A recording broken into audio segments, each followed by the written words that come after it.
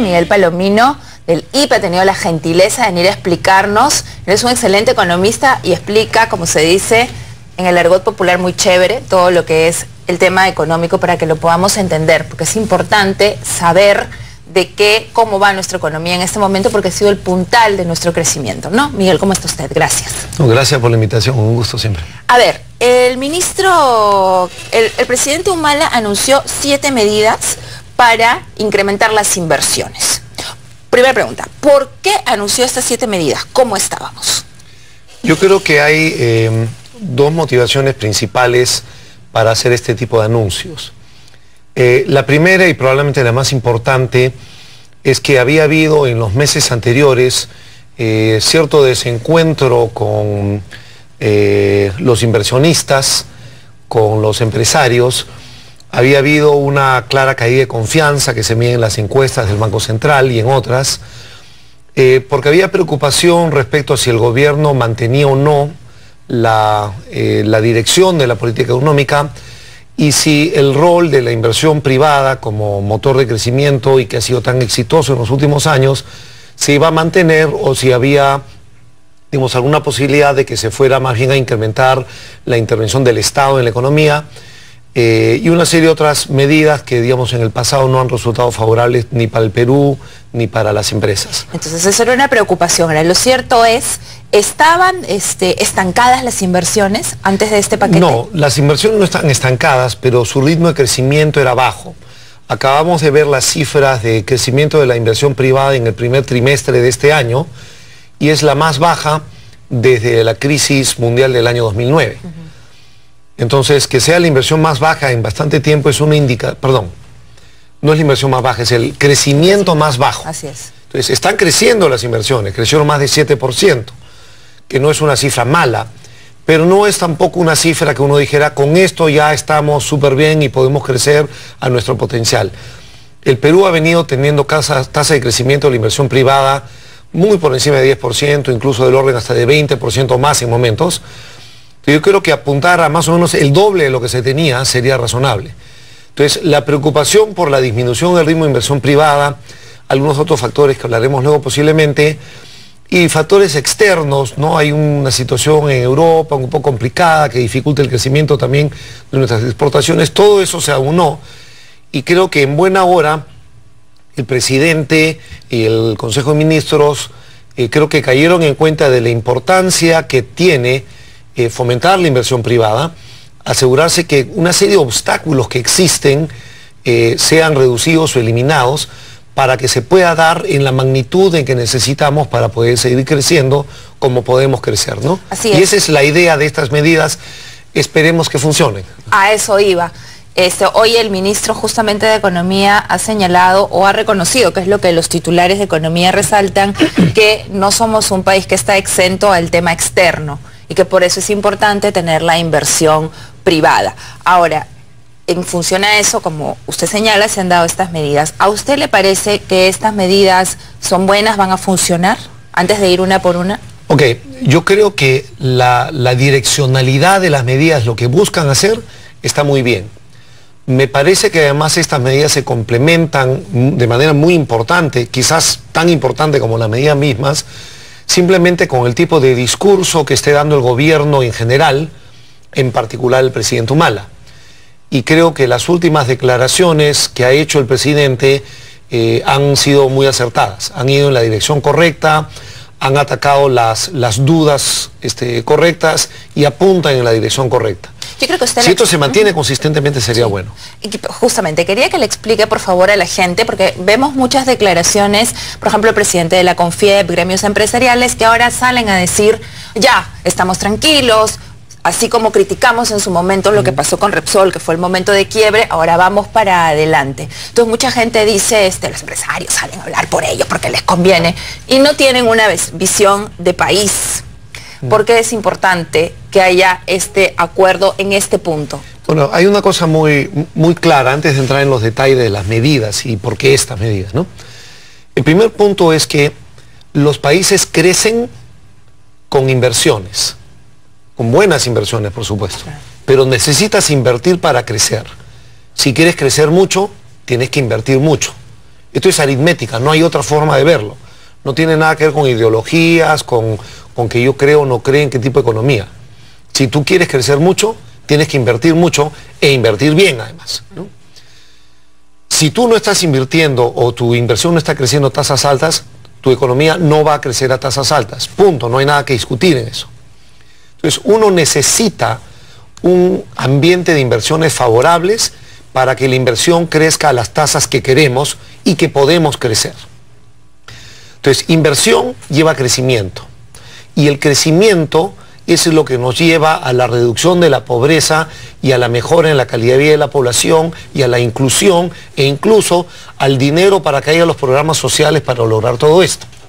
Pero ahí creo que hay una confusión, porque digamos, el papel de los inversionistas en este tema es eso, hacernos crecer, mejor inversión, más crecimiento. Y ahí se establece una línea que a veces no se entiende, la gestión para que esto llegue, ¿no es cierto?, de buena forma y haya mejor educación, salud, que es en lo que se tiene que traducir un crecimiento. Eso ya es un tema de gobierno. Bueno, es que hay hay dos partes. Solo el crecimiento, la actividad privada, la mejora y el crecimiento de la actividad económica genera muchísimos empleos o genera mejores empleos, mejores remuneraciones. Solo ese factor es el más importante y ha sido el más importante en lograr la reducción de la pobreza en el Perú. Los diferentes trabajos que se hacen indican que algo del orden de 80 o hasta 90% de la reducción de pobreza se puede atribuir a la creación de empleos y mejores empleos en el mercado, simplemente por el crecimiento de la economía. Okay.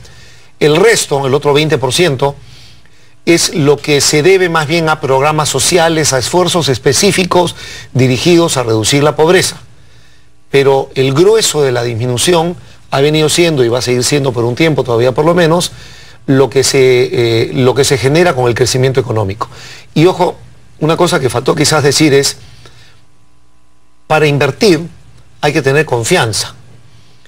Muchas personas creo que saben, o sea, todo el mundo que alguna vez se la haya jugado en el sentido de hacer una inversión para hacer una remodelación grande en su casa, algo que le haya costado duro, digamos que me duela y que sea me la estoy jugando, se da cuenta que uno no se juega los recursos si no hay confianza en el resultado de jugársela.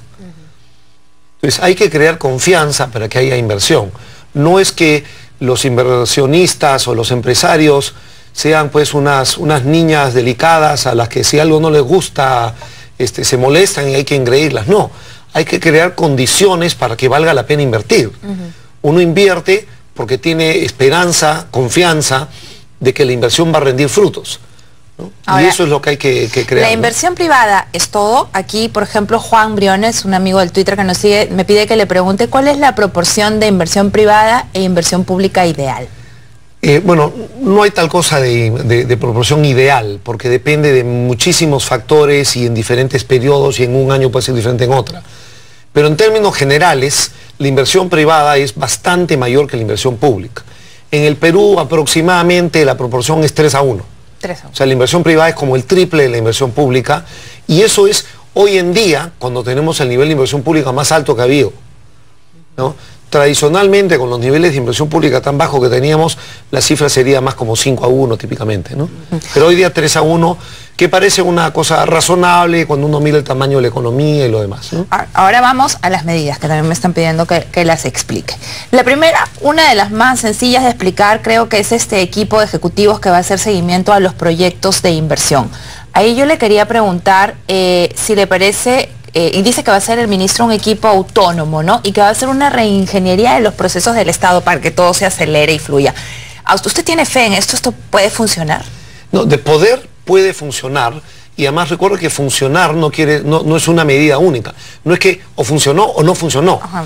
Va a haber grados en que funcione. Yo estoy seguro que en algún grado va a funcionar. La pregunta es cuánto se va a poder agilizar los procesos, qué también se va a poder acelerar. Porque lo que tenemos es que el aparato público, por la forma en que está conformado, normalmente demora mucho en tomar decisiones. Los procesos se alargan. ¿Por qué? Porque en primer lugar, porque muchas veces hay procesos engorrosos y que demoran y que son innecesarios. Segundo lugar, porque los funcionarios que tienen que tomar las decisiones andan siempre asustados de que se les acuse de algo. Como al final ellos tienen que autorizar, dar la licencia, dar el permiso, dar el visto bueno, siempre están sujetos a que alguien diga, ¿y por qué diste el visto bueno? Seguramente que hubo algo raro y te basaste en todo, tenías toda la información. ¿Cómo no te enteraste de este tema o del otro? Entonces tienen temor de aprobar y se quieren cubrir de todas las posibilidades, que hay opinión de todas las áreas y todas las instancias y todas las instituciones, y mejor si yo no tengo que firmar. Entonces la largo para que a mí no me puedan culpar de nada. ¿Por qué? Porque si yo tomo una decisión y sale bien, nadie me va a premiar por ello. Pero si yo tomo una decisión y después me acusan de que estuvo por algún motivo mal, me caen con palo, me llevan a juicio. Ahora, esto es en todos los niveles, ¿no? Eso existe a todo nivel, desde arriba hasta abajo. Porque son surrealistas. Entonces, por eso, la idea del equipo de técnicos, ¿qué es la idea? Lo que tú vas a tener es un grupo de, no sé, de niñeras profesionales que están atrás de cada proyecto, ¿no? Y cada vez que llega a un lugar donde se estanque y demora porque no hay la decisión, porque no se apresuró, porque faltó la firma, o hay una descoordinación, teóricamente son personas con el nivel de competencia y con la llegada política, ¿no?, al ministro, dependiendo directamente, claro, para que empujen y logren sacar estos obstáculos y demoras y necesidades extras, y que no hubo la fotocopia y que faltó la firma, y lo estén empujando para que se apure y no simplemente demore.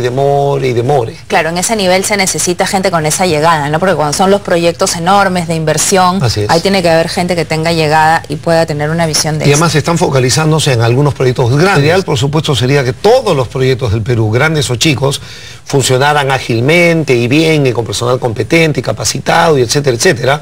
Pero bueno, empecemos por lo que se puede hacer y por los más grandes. A veces se pierde un montón de plata también en las esperas, en los negocios pequeños. En efecto, muchos de estos proyectos tan importantes, mucho peores que hayan demorado 3 años, al que se hubieran hecho más rápido y quizás no tan bien.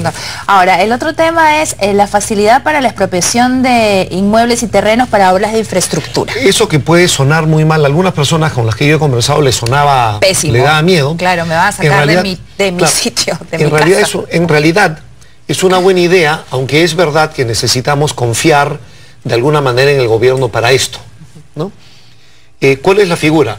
Cuando yo tengo una obra que es de necesidad pública, y el ejemplo clásico de ciudades que todo el mundo entiende, yo quiero ampliar una avenida, o hacer el tren eléctrico, o hacer cualquier vía de transporte importante, yo voy a tener que probablemente ocupar totalmente o parcialmente algunos predios o alguna propiedad privada. Y decir, lo siento, pero vamos a tener que ampliar la calle, entonces necesitamos más retiro, o necesitamos comprar esta propiedad, o este kiosquito que estaba acá ya no puede estar, o cualquier cosa. Entonces, para poder hacer esta gran obra de enorme envergadura, hay propiedades que tienen que ser afectadas. Lo que hay que hacer entonces es que a quien se le afecte, debería pagársele un precio justo por lo que está siendo afectado. Y en eso conceptualmente estamos todos de acuerdo. El problema es que es un precio justo, no es a veces lo más fácil de determinar. Entonces, en la legislación anterior lo que se hacía es, si yo no estaba de acuerdo con lo que me ofrecía el Estado, me iba a juicio. Me iba al Poder Judicial, y como ustedes saben, esto se puede demorar años de años. Entonces, toda la obra está paralizada porque no hay un acuerdo sobre un punto. Lo que se ha dicho ahora es, no, la obra no se paraliza, el terreno se expropia. El monto total de la expropiación, discutámoslo si quieren, lleguemos al Poder Judicial y discutamos. Además se establecen cláusulas de arbitraje y lo demás. Entonces, algún día yo te voy a tener que pagar lo que resulte que tenga que pagarte. Pero eso no va a parar la obra. De acuerdo. Y sí, eso requiere cierto nivel de confianza, que el Estado no va a abusar de su poder de esta manera. Sí, pues. Pero es un principio fundamental de la ley, no solo en el Perú, sino virtualmente en todo el mundo, que la necesidad pública se puede poner por delante de los intereses privados. Ahora queremos que expliques, por favor, qué es el proyecto de ley de reforma de mercados de capitales. Bueno, por favor. Lamentablemente no he podido ver este proyecto de ley todavía. ¿Pero qué es el mercado de capitales? Danos una idea. He sabido que se ha venido discutiendo esto hace un buen tiempo, pero no he visto en qué se ha quedado. Es más, he estado preguntando y nadie lo tenía. No sé de hoy día, pero hasta ayer nadie me lo podía alcanzar. En términos generales, sí, el mercado de capitales es todas las formas de financiamiento de la inversión que existen y que van más allá solamente de los bancos. Ah, ya. Los bancos, las cajas municipales. ¿Como fondos así? Así es. Por ejemplo, una empresa puede emitir bonos, puede emitir acciones, pueden crearse fondos privados de capital. Hay toda una serie de mecanismos para financiar la inversión que no es simplemente el tradicional financiamiento del sistema financiero bancario, digamos, ¿no? Ya. Entonces, todos esos mecanismos son mecanismos en los que el Perú está muy rezagado. El sistema bancario peruano, en términos de sofisticación, solidez, regulación, acceso a crédito, rankea bastante bien. Ranqueamos en general en el tercio superior, cuando no mejor que eso en el mundo. Pero cuando vamos al mercado de capitales, es decir, todos los otros mecanismos de levantamiento de fondos para inversiones, en eso andamos muy mal. Particularmente en la regulación de la bolsa de valores, de ese tipo de cosas, andamos muy mal. Por ejemplo, en el último índice global de competitividad estamos en el puesto 101 en regulación de la bolsa de valores. Que es pésimo, eso nos pone en el tercio inferior del mundo, cuando estamos en casi todo tercio o quinto superior. Esto es para justamente que pequeñas y medianas empresas ingresen a la bolsa de valores. Bueno, pequeñas empresas es difícil, pero medianas sí. No, medianas empresas pueden entrar en la bolsa, y no solo en la bolsa, sino en general pueden buscar financiarse por mecanismos que no sean solo el financiamiento bancario. Y hay toda una serie de cosas complejas en esa dirección que entiendo se trata de agilizar, modernizar. Lo más importante de todo probablemente es que Perú, Colombia y Chile, y ya se ha indicado, el presidente mexicano lo dijo cuando estuvo acá en Colombia hace poco, México quiere entrar también, lo que sería la Alianza del Pacífico. Así es. Hacer el mercado integrado latinoamericano, que ya comenzó formalmente con estos 3 países y México se integraría, entiendo, para que tengamos una única serie de regulaciones del mercado de capitales, de todas las bolsas de valores, por ejemplo, para que se pueda transar libremente, con muchísima libertad y flexibilidad, en cualquiera de nuestros 4 países, y se puedan levantar fondos en cualquier país, de cualquier empresa, cualquier lado. Para poder hacer eso, que tiene una gran promesa y un gran potencial, tenemos que tener normas equivalentes en todos los países. Y resulta que el que sale mal en esa es Perú. Los otros países en general ya están homologados. Al Perú le falta homologarse, le falta ponerse en igualdad de condiciones con los demás países. Y entiendo que parte de lo que se busca hacer con eso en esa dirección, no sé si lo completarán, pero es muy importante que nos homologuemos con el mercado integrado latinoamericano, con el MILA, como le llaman. Ya, ahora sí entendimos. Y por último, que se nos acaba el tiempo, hay 2 normas que han sido calificadas por varias personas como las más importantes, que es el tema del certificado de inexistencia de restos arqueológicos y el decreto supremo sobre los estudios de impacto ambiental. Sí, estos 2 van dirigidos a una cosa muy sencilla, a cortar tiempos, así de sencillo. Así de simple. Pero no se cambia la esencia, porque han aclarado, por ejemplo, en el caso de los estudios de impacto ambiental. La esencia no se cambia. Lo que pasa es esto, cuando yo tengo... el Perú es un país, y sobre todo una región de Cusco, por ejemplo, si yo quiero hacer una excavación o un nuevo edificio en Cusco, una nueva vía en Cusco, la posibilidad de que me tope con restos arqueológicos en Cusco es significativa. Claro, es altísima. En otros lugares es mucho menos, pero existe. Y entonces la legislación dice que yo tengo que obtener un certificado del Instituto Nacional de Cultura, si no me equivoco, que dice que aquí no hay restos arqueológicos para que yo pueda proceder con la obra. En principio eso no es una mala idea. Pero si obtener ese certificado me toma 2 años, entonces es un desastre. Claro. Una cosa es proteger nuestro patrimonio arqueológico y otra cosa es hacerlo de manera muy ineficiente. Hay que hacerlo eficientemente, que se hagan en plazos más breves. Lo mismo, los estudios de impacto ambiental. Es muy importante hacerlos, pero cuando yo presento a la autoridad un estudio de impacto ambiental, no se puede quedar ahí pues meses y años. Tiene que proceder. Claro, y si resulta que no tenemos suficientes recursos para analizarlos, bueno, entonces contraten más, busquen más, pero eso no es motivo para paralizar proyectos, para atrasar el crecimiento del Perú. Ahora, que se haga mejor, que se haga más rápido, y estas leyes lo que hacen es decir, tienes un plazo más perentorio para hacerlo. No te puedes simplemente quedar sentado sobre el expediente por meses y meses y años. Ahora, esto es, lo que ha dicho el ministro es destrabar, y por este tema... van a proceder, o se va a destrabar 15.000 millones de dólares, o sea, por temas que estamos hablando de seguimientos, temas burocráticos, que se agilicen. Y luego dice que va a haber otro paquete de medidas posteriores. Bueno, ellos están hablando de los proyectos específicos que han identificado, pero algunas de estas medidas van más allá.